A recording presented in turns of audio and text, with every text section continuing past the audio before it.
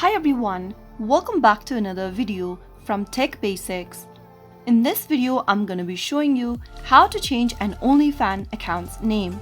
Changing your name or updating your name on OnlyFans is a quick and easy process. So let's go ahead and dive into the video. First of all, launch open the OnlyFans application from your app drawer. Make sure that you are logged into your OnlyFans account, and once you are inside the main homepage, tap on your profile picture at the bottom right hand corner. In the expanded pop-up menu, select My Profile. Now click on Edit Profile option at the top, and then right where you can see your display name, erase your current name and type in a new name you'd like to replace it with. Once you are done, tap on Save at the top right corner. After you do that, you will be able to change your name on OnlyFans. That is how it's easily done. If you found the video to be helpful, go ahead and give us a thumbs up. Don't forget to subscribe to our channel by hitting the subscribe button.